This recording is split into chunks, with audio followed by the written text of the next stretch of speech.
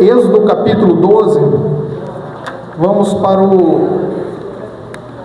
aqui no 3 e 4. Falai a toda a congregação de Israel, dizendo: aos 10 deste mês, tome cada um para si um cordeiro, segundo as casas dos pais, um cordeiro para cada família. Mas se a família for pequena para um cordeiro, então tome um só com seu vizinho perto de sua casa, conforme o número das almas, cada um conforme ao seu comer, fareis a conta conforme ao cordeiro. Então, irmãos, nenhuma família poderia ficar de fora daquela refeição. Se a família fosse pequena, deverá se ajuntar com a outra família. Ou seja, ninguém deveria ficar excluído por causa do tamanho da sua família, por não ter condição financeira de matar o cordeiro e comer. Então todos deveriam participar. Ali nós temos o primeiro protótipo, o primeiro exemplo do que viria a ser um culto cristão, que são famílias ao redor do cordeiro, famílias ao redor de Jesus. Culto é isso. Aqui tem famílias que estão aqui congregadas ao redor de Jesus e da sua palavra. Então eles ali deveriam congregar. A Bíblia, irmãos, tem uma coisa na teologia chamada revelação progressiva. Isto é, Deus fala conforme o homem tem capacidade de entender. Esse daqui não é o primeiro sacrifício de cordeiro. Nós vemos Abel e Caim também oferecendo sacrifício. Só que naquela época, cada um oferecia o sacrifício para si. Abel ofereceu o sacrifício dele, Caim ofereceu o sacrifício dele. Cada um ofereceu o seu sacrifício. Só que agora mudou. Agora um vai oferecer por toda a família. Você não vai oferecer mais para você vai oferecer para a sua casa. E assim também, Jesus, sendo uma oferta de Deus, foi oferecido para todo mundo. A Bíblia diz: todos quantos receberam, deu-lhes o direito de serem chamados filhos de Deus. Então Jesus foi ofertado ao mundo, ok? Jesus é uma oferta de Deus para o próprio Deus.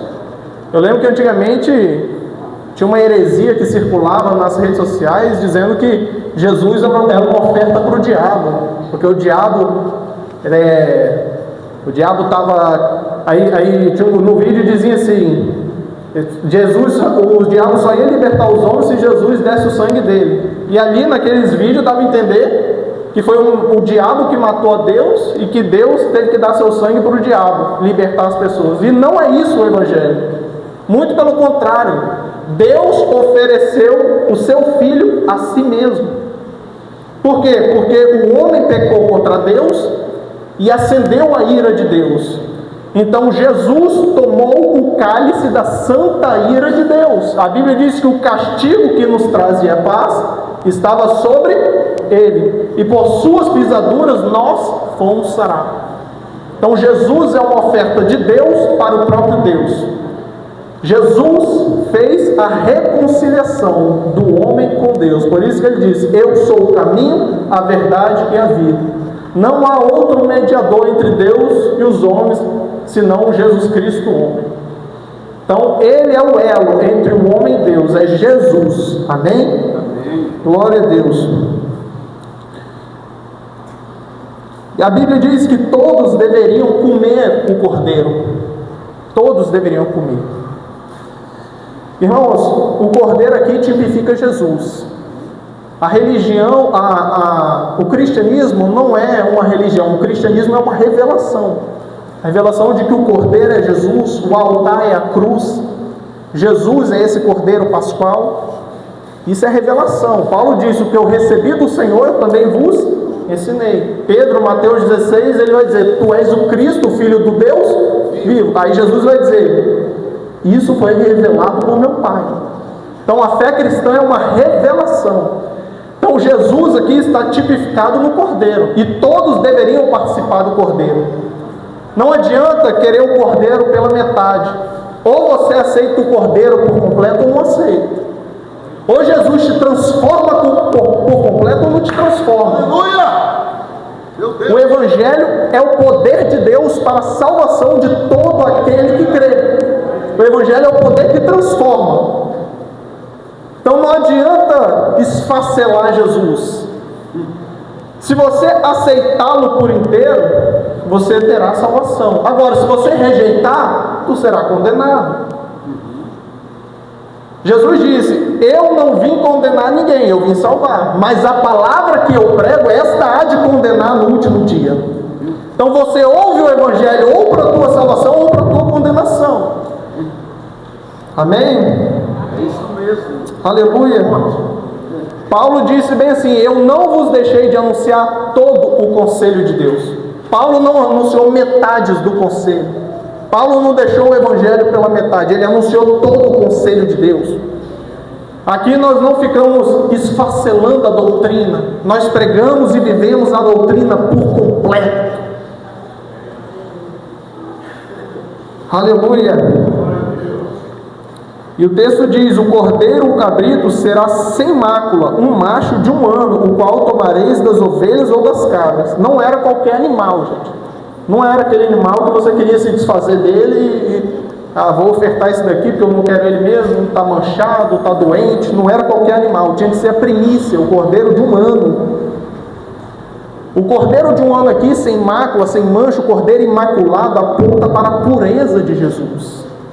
Jesus foi o único homem na terra que não pecou. Aí a Bíblia diz que nem na sua boca se achou engano. A Bíblia diz que aquele que não conheceu o pecado se fez pecado por nós. Jesus, ao morrer na cruz, se tornou maldição para que nós nos tornássemos justiça de Deus. Então o cordeiro tinha que ser imaculado e de 1 ano. Lembra quando Jesus, ele nasce, Herodes manda matar todas as crianças. Por quê? Porque ele queria matar Jesus, o Messias. Imagine se Jesus morresse quando criança. Imagine, quando o bebê recém-nascido ele morresse. E Pedro, quando Jesus falou que ia morrer na cruz, que ia padecer, Pedro falou: não, Senhor, não se te dá de acontecer essas coisas. Então imagine se Jesus passasse pelo algoz da velhice. Então Jesus, ele ofereceu para Deus a plenitude dos seus dias. Jesus morreu aos 33 anos de idade, no auge da vida adulta, no auge ali do vigor físico. Então você, jovem, ofereça a plenitude dos seus dias a Deus. Não deixa para servir a Deus: eu vou aproveitar a vida e no final da minha vida eu vou servir a Deus. Não faça isso. Não faça isso, entregue a sua vida agora. O momento que nós temos é o agora, não é isso? Não deixe para amanhã o que você pode fazer hoje. Então entregue sua vida para Jesus hoje. Entregue a plenitude dos seus dias hoje. Faça como Jesus entregou toda a sua juventude a Deus, serviu a Deus. Ele disse: a minha comida é fazer a vontade de meu Pai. Jesus não tinha um apetite desordenado, aquela busca por prazer incessante. Não, Jesus tinha disciplina, orava, jejuava e obedecia a Deus. Amém? Jesus foi como ovelha muda ao matadouro. Jesus não abriu a sua boca, ele foi como ovelha muda ao matadouro. A Bíblia diz que nós devemos apresentar os nossos corpos como sacrifício vivo, santo e agradável ao Senhor. Então a nossa vida é um sacrifício ao Senhor. Nós devemos viver de forma louvável a Deus. Devemos apresentar a Ele sacrifícios de louvores. Então a nossa vida tem que estar continuamente sobre o altar, sendo sacrificado a Ele continuamente, mortificando a nossa carne, renunciando nossos desejos e deixando que Ele governe as nossas vidas. Jesus, a Bíblia diz aqui, versículo 6: e o guardareis até o 14º dia deste mês, e todo o ajuntamento da congregação de Israel o sacrificará à tarde. Então, de acordo com as instruções divinas, cada família israelita deveria separar um cordeiro no 10º dia do mês, mas esperar até o 14º para sacrificar. Tinha que ter uma espera de 4 dias. Separava e depois de 4 dias sacrificava. Por que tinha que ter espera de 4 dias? Alguém sabe? Para ver se o cordeiro não estava doente. Para ver, tinha que ter uma inspeção para ver se não tinha uma mancha, uma ruga. O cordeiro tinha que ser perfeito para o sacrifício. Tem horas, irmão, na nossa vida que a gente tem que esperar. Tem muita gente que sai de uma igreja, vem para outra e já quer chegar aqui pregando, fazendo tudo. Tem que esperar. Porque 4 dias revela se está com defeito, ou se está com mancha, se está doente, ou se está bom para servir. Às vezes a pessoa chega aqui e já sai pregando e tal, e daqui a pouco ela tá enferma espiritualmente e começa a contaminar a igreja. Ela não está curada e começa a adoecer a igreja. Então por isso que tem que ter aquela espera. Quando o pastor te deixa esperando ali, não é porque ele está com birra com você, não é porque ele quer o seu mal, é porque ele está vendo se de fato você está curado, se você está pronto para servir. Então nós devemos passar por este momento de espera. Jesus, ele entrou em Jerusalém 4 dias antes da Páscoa. Ou seja, ele era o cordeiro que já estava entrando ali. E ele foi inspecionado, sabe por quê? Por Pôncio Pilatos. Pôncio Pilatos investigou Jesus, fez pergunta para Jesus e no final ele lavou as mãos dizendo: esse homem é inocente. Pôncio Pilatos não encontrou nele mancha nenhuma, não tinha crime, não tinha culpa, não tinha pecado. Aleluia! Ele é o Cordeiro de Deus que tira o pecado do mundo. Aleluia! Glória a Deus! E tomarão do sangue, pô-lo-ão em ambas as ombreiras e na verga da porta, nas casas em que o comerem. O versículo 22 explica como deveria ser feito. Olha: então tomai um molho de sopo e molhai-o no sangue que estiver na bacia, e passai-o na verga da porta, e em ambas as ombreiras do sangue que estiver na bacia. Porém nenhum de vós saia da porta da sua casa até amanhã. E sopo era uma planta. É uma planta que ela é como se fosse uma esponja, porque ela consegue reter líquido. Então tinha que usar aquela planta para molhar ela na bacia onde estava o sangue do cordeiro e aspergir, borrifar, salpicar nos umbrais da porta. Ou seja, aquela planta, o hisopo, era o condutor do sangue da aspersão. Sabe como nós temos acesso ao sangue? Pela fé. O hisopo aqui está representando a fé. A Bíblia diz que tendo fé no seu sangue, nós somos justificados. A justificação se dá pela fé no sangue de Jesus que morreu por nós, que nos lavou e que nos remiu. Então o hisopo ali era o condutor do sangue. Então eles tinham que pegar aquela planta, passar ali na bacia, encharcar e salpicar nos umbrais. Hoje nós chamamos de marco, né? O marco. Tem locais no Brasil que chamam de portal, né? Mas é o marco da porta, tinha que passar. Mas interessante que a Bíblia diz que não podia passar na soleira, era só nos umbrais, nas vergas.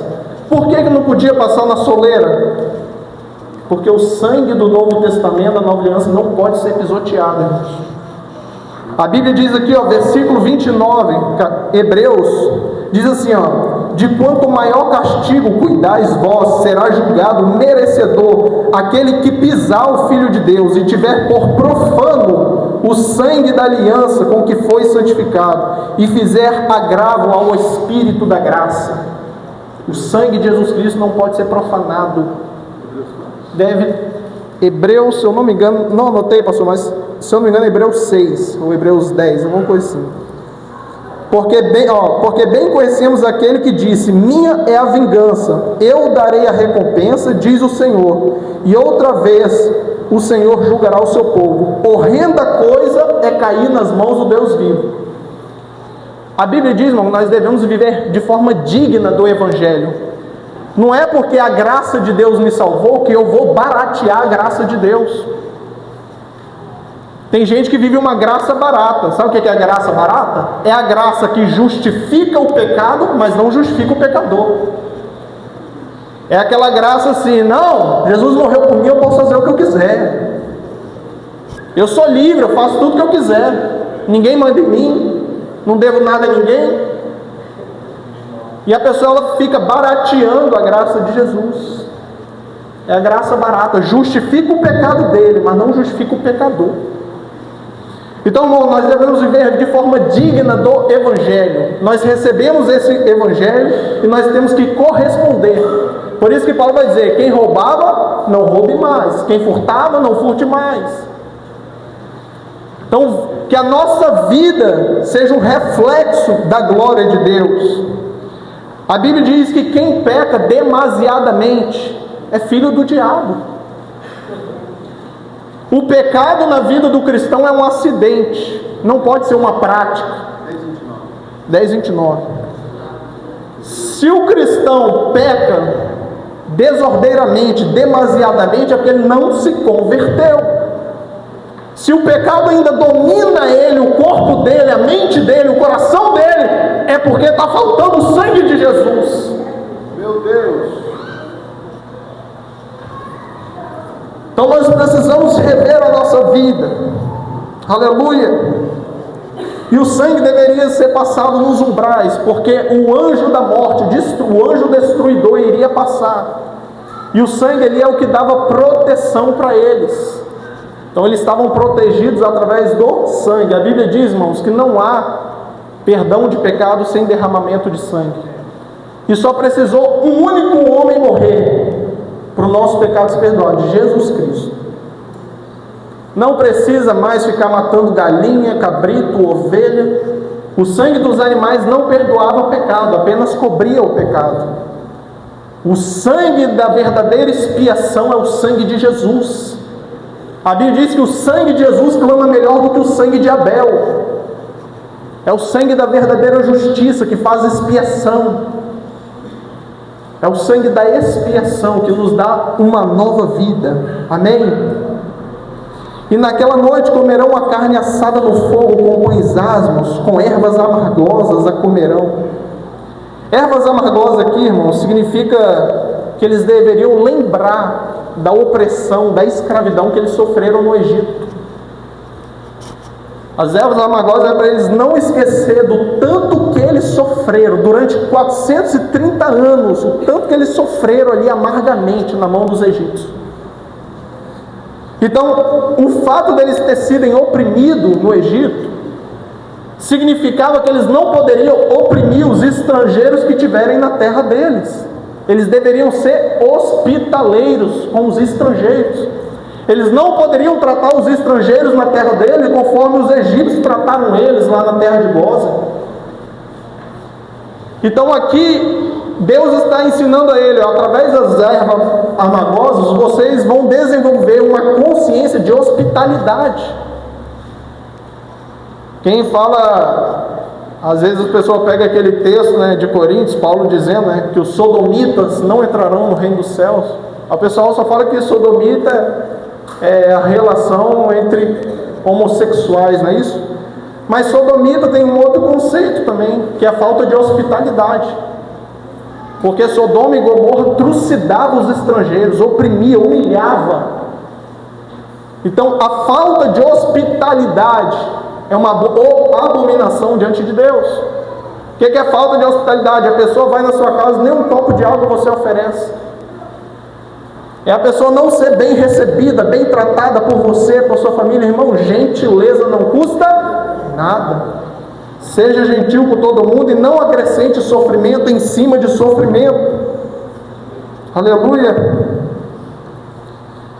Assado no fogo aponta para o algoz da cruz e todo o sofrimento de Jesus. Então o cordeiro deveria ser assado no fogo, aponta aqui para o sofrimento de Jesus, para o algoz dele. A Bíblia diz que a ira de Deus é como um fogo. Jesus, ele recebeu em si toda a ira de Deus. Por que Jesus suportou a ira de Deus? Porque nenhum outro homem seria capaz de suportar. E até porque também Deus não receberia o sacrifício de nenhum outro homem, porque todos pecaram e destituídos foram da glória de Deus. E é por isso que Deus enviou o seu Filho. A Bíblia diz que o que era impossível à lei, vista que estava enferma pela carne, Deus enviou o seu Filho na semelhança da carne do pecado, e pelo pecado condenou o pecado na carne. Romanos 8. Então, Jesus, ele recebeu a justa ira de Deus, a santa ira de Deus. A ira de Deus que deveria ser derramada sobre nós, foi derramada sobre ele. Ele fez o sacrifício vicário, substitutivo. Ele morreu em nosso lugar. Aleluia. Aleluia. Glória a Jesus. E tinha que comer o pão sem fermento.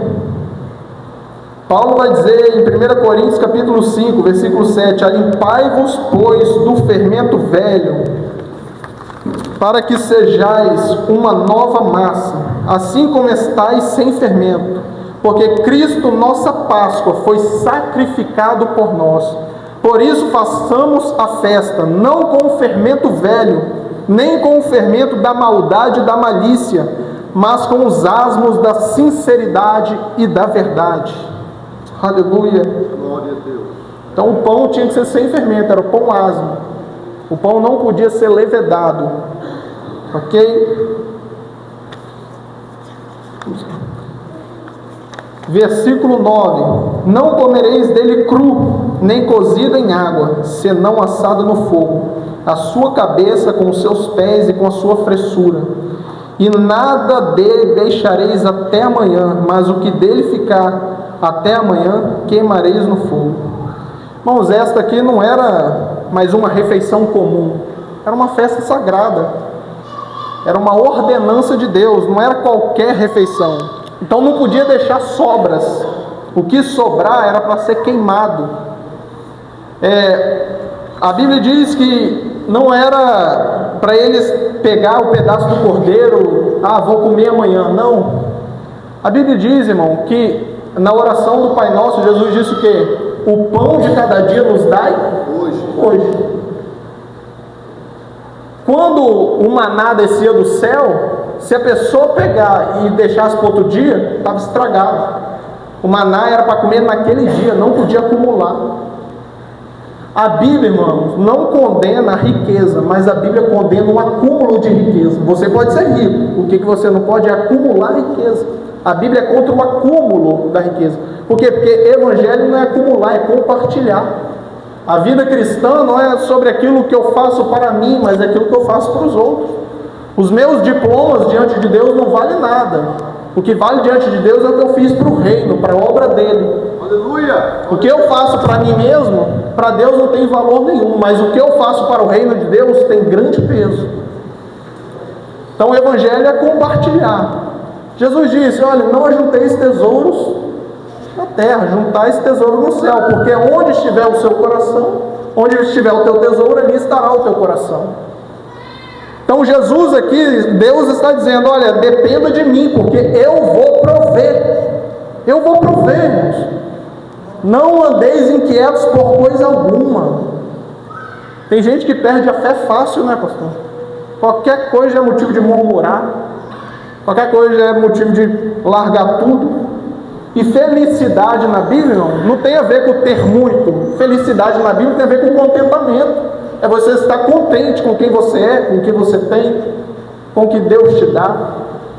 Se você está com suas dívidas pagas, tem comida na sua geladeira, irmão, você está bem, você está muito bem. Você está muito bem. Tenha contentamento no Senhor. Contente-se em Deus. Paulo vai dizer, sei ter muito, sei ter pouco. Mas tudo isso, reputeio perda por Cristo. Para mim o viver é Cristo e o morrer é lucro. Paulo mostra, através da vida dele, que nós devemos viver desapegado das coisas deste mundo, porque tudo isso é efêmero, é passageiro. O que prevalece é a palavra de Deus. Aleluia! A Bíblia diz que quem com ele padecer, também com ele será glorificado. Então, tinha que comer o cordeiro todo, não podia deixar sobra. A Bíblia diz, irmãos, nós devemos tomar sobre si a cruz de Cristo e o jugo dele. Se a gente toma sobre nós a cruz de Cristo e o jugo dele, nós também seremos participantes da sua coroa. Jesus disse, ao que vencer, concederei que se assente no trono do meu Pai, assim como eu me assentei. Se você é participante do sofrimento de Jesus, você também será participante da glorificação de Jesus. Você será glorificado, receberá galardão. Amém? Amém. Aleluia. Glórias a Deus.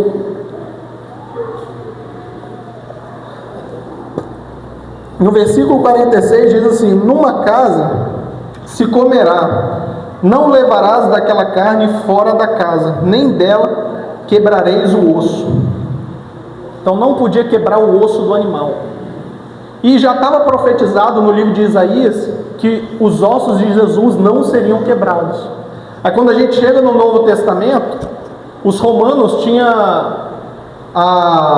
o costume de quebrar as pernas do malfeitor para que ele morresse mais rápido, porque já estava chegando a hora tal.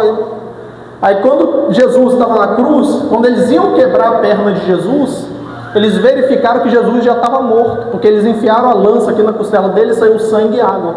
Então quando eles viram que Jesus já estava morto, eles disseram: então não vamos quebrar os ossos dele. Então tudo isso daqui aponta para Jesus.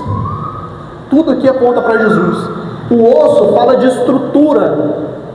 O osso fala de estrutura. E a estrutura da igreja não pode ser abalada. A igreja é o corpo de Cristo. A igreja não pode ser abalada, porque Cristo é o cabeça da igreja. Aleluia. O inferno não pode abalar a igreja. Satanás não tem poder sobre a igreja. Muito pelo contrário. A Bíblia diz que as portas do inferno não prevalecerão diante da igreja. Amém. Aleluia. Assim, pois, o comereis, os vossos lombos cingidos, os vossos sapatos nos pés e os vossos cajados na mão, e o comereis apressadamente. Esta é a Páscoa do Senhor. Geralmente eles não usavam sandálias, irmãos, em casa, e o cajado ficava na porta. Só que aqui eles estavam comendo com pressa. Por quê? Porque eles estavam prontos para sair do Egito. Era o dia da libertação. Páscoa é isso. O pessoal fala que Páscoa é passagem. É também, mas Páscoa é libertação. Deus estava libertando eles do Egito, da escravidão. Então, eles aqui estão comendo com sandália nos pés, com cajado na mão. Por quê? Porque eles estão comendo com pressa. As outras Páscoas posteriores, eles comeram devagar. Foi uma festa solene. Por quê? Porque não estavam com pressa. Mas aqui eles estão com pressa. Então, eles ali comeram com pressa para serem livres do Egito. O que isso significa? Nesse mundo, irmãos, a gente está aqui de passagem. Nesse mundo a gente está aqui como peregrino. Nós cristãos somos peregrinos neste mundo. Nós estamos aqui, a vida é como um sopro, né? É como uma fumaça que aparece por um pouco de tempo e logo vai embora. É como a erva do campo que de manhã ela floresce, mas à tarde logo se seca. A vida passa rápido. É como um sopro. E nós estamos aqui de passagem. Então, quem está comendo com pressa, não está se embaraçando com as coisas dessa vida. Por quê? Porque está focado lá. Está focado em Deus, está focado em Jesus. Quando eu estou focado em Jesus, nada aqui me importa. A Bíblia diz que as aflições deste tempo presente não podem ser comparadas com o peso de glória em que nós há de ser revelado. Então se apresse, irmãos. Não olha para um lado nem para o outro. A Bíblia diz que quem lança a mão do arado não deve olhar para trás. Aleluia. A Bíblia diz: não ameis o mundo nem no que no mundo há, porque aquele que ama o mundo, o amor do Pai não está nele. Não faça negócio com este mundo. Não faça negócio com este mundo. Aqui tudo vai passar. Aleluia. Agora, quem não come depressa, arruma contenda por qualquer coisa, guarda mágoa no coração, não perdoa. Paulo vai dizer: se nós pregamos um evangelho só para essa vida, somos os mais miseráveis de todos os homens. Amém? Então Jesus, irmãos, estamos encerrando. Jesus, ele ressignificou a Páscoa quando ele instituiu a ceia do Senhor. Jesus, na festa de Páscoa, ele tomou o pão, tomou o cálice e disse: olha, o pão simboliza o meu corpo, que vai ser partido por vós. O cálice, o vinho, representa o meu sangue, que será derramado sobre vós. Aí Jesus orienta a comer do pão, do corpo dele, do sangue dele. Foi o que aconteceu na Páscoa, eles participaram do Cordeiro. Se você não se alimenta de Jesus, você não tem vida em si mesmo. Você só tem vida se você se alimentar de Jesus. E se você não se alimenta de Jesus, você está se alimentando de outra coisa. É de novela, é de TikTok, é de Instagram, é de porcariada toda que os irmãos sabem. Então se alimenta de Jesus, porque Ele morreu para nos dar vida. A morte dele nos trouxe vida. O Cordeiro foi imolado antes da fundação do século para nos dar direito à vida eterna. E eu passarei pela terra do Egito esta noite e ferirei todo o primogênito na terra do Egito, desde os homens até os animais. Em todos os deuses do Egito farei juízos. Eu sou o Senhor. E aquele sangue vos será por sinal nas casas em que tiverdes. Vendo eu o sangue, passarei por cima de vós, e não haverá entre vós praga de mortandade, quando eu ferir a terra do Egito. E este dia vos será por memória, e celebrareis por festa ao Senhor nas vossas gerações, e celebrareis por estatuto perpétuo. No versículo 29 e 30 diz: E aconteceu à meia-noite que o Senhor feriu a todos os primogênitos na terra do Egito, desde o primogênito de Faraó, que se sentava em seu trono, até o primogênito do cativo que estava no cárcere, e todos os primogênitos dos animais. E Faraó levantou-se de noite, ele e todos os seus servos, e todos os egípcios, e havia grande clamor no Egito, porque não havia casa em que não houvesse um morto. Então essa é a 10ª praga. É a praga da morte dos primogênitos. Deus aqui, irmãos, ele estava destronando as falsas divindades do Egito. Por exemplo, a divindade Amin, Deus da reprodução. Ísis, que era Deus protetora das crianças. O próprio Faraó, o filho de Faraó, também era um título de divindade.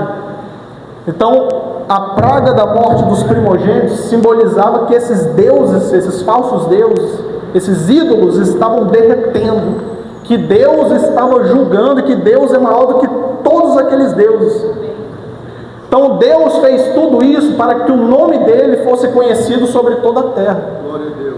A Bíblia diz que Israel é o povo que se chama pelo nome de Deus. Esse é o povo que se chama pelo meu nome. Então, através de Israel, da libertação ali do Egito, o nome de Deus se tornou conhecido sobre toda a face da terra. Aleluia. Entende?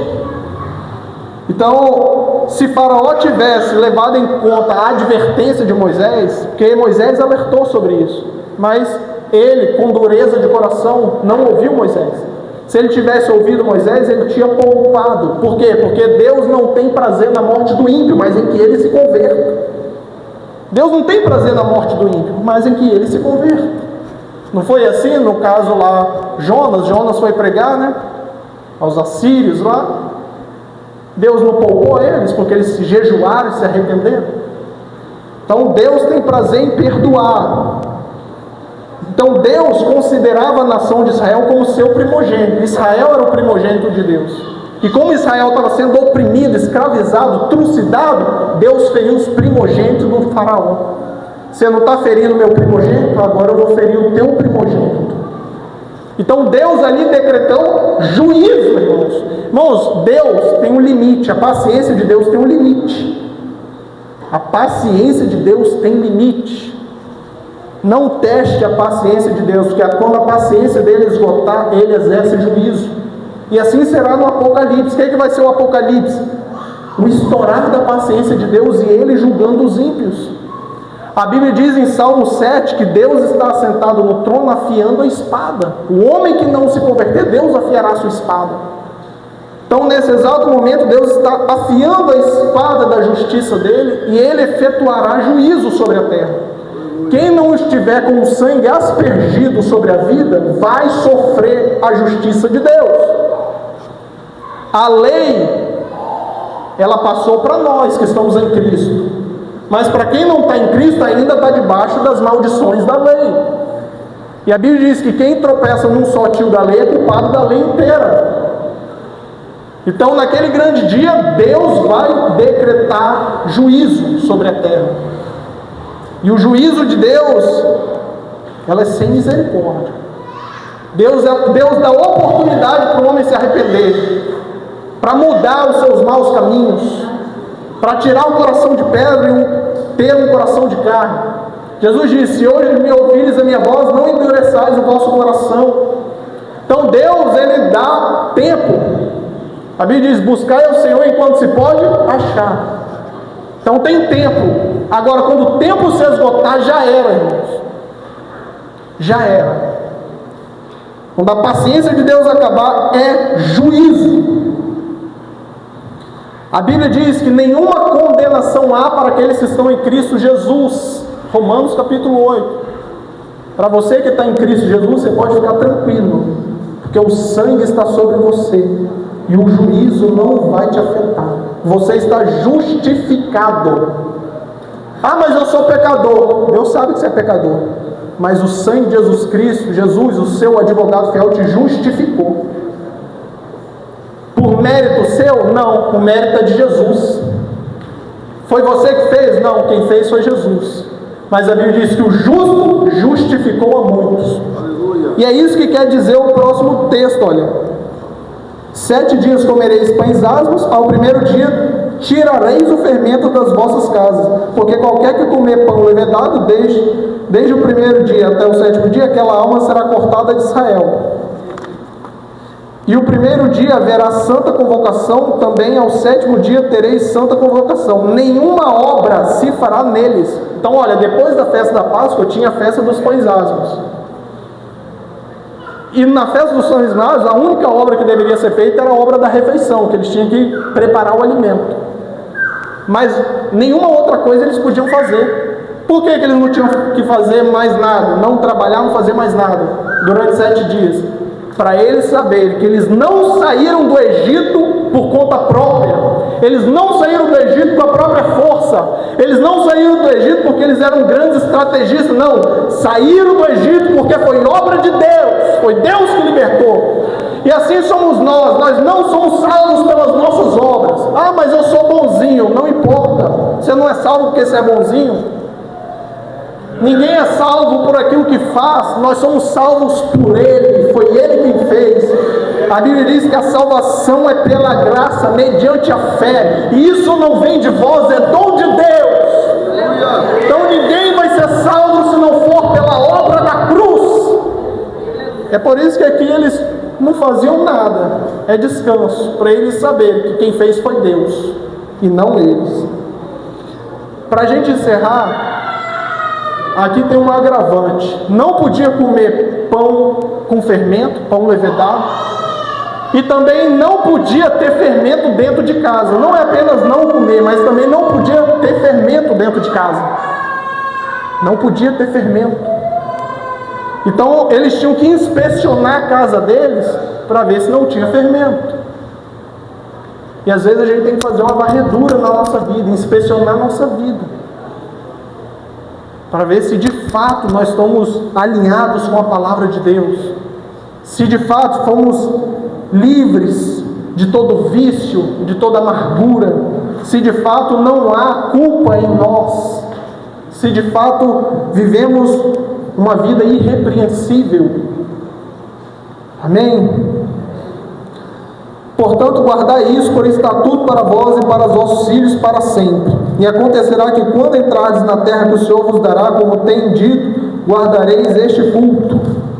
E acontecerá que quando os vossos filhos vos disserem: que culto é este? Então direis: este é o sacrifício da Páscoa ao Senhor, que passou as casas dos filhos de Israel no Egito, quando feriu os egípcios, e livrou as nossas casas. Então o povo inclinou-se e adorou. Então ele está dizendo aqui, olha, as crianças vão ter curiosidade de que refeição é essa. Essa refeição que parece um ritual, é uma refeição que não é normal do cotidiano, é uma vez por ano vocês vão fazer isso. Então isso vai despertar curiosidade nas crianças, e elas vão perguntar: que culto é este o vosso? E vocês vão explicar: isso é a Páscoa. Irmãos, eu quando eu era pequeno, para encerrar, quando eu era pequeno, eu vestia o paletó do meu avô, pegava uma cadeira assim e fingia que era o púlpito, e ficava brincando de ser pastor lá em casa. Aí cantava louvor e abria a Bíblia e fingia que estava pregando. Às vezes até imitava a língua estranha, tá, gente? Porque criança faz isso. Já viu criança imitando língua estranha? Criança é uma coisa, agora velho, barbado, fazendo isso é escárnio. Agora, a criança fazer é até normal, por quê? Porque ela está vendo na igreja, ela está indo para a igreja, está participando dos cultos. Então é normal que a criança tenha esse tipo de comportamento. Isso é até bom, porque significa que você está guiando nos caminhos do Senhor. Agora, o problema é quando a criança não tem referência, quando ela está imitando os influenciadores da internet, o popstar da televisão. Então, olhe para teu filho e pergunte: será que ele está imitando quem? Quem tem sido as referências dele? É o celular ou sou eu com o culto no lar? Ou sou eu no meu trato com as pessoas, na minha devoção a Deus, na minha oração, na minha dedicação, na minha obediência? Meu Deus! Então as crianças vão despertar curiosidade, e nós devemos responder quem é Deus para elas. Porque às vezes a criança cria na mentalidade que Deus é aquela pessoa que, se você for bonzinho o ano todo, no final do ano vai ganhar presente. Isso é Papai Noel, irmão, isso não é Deus.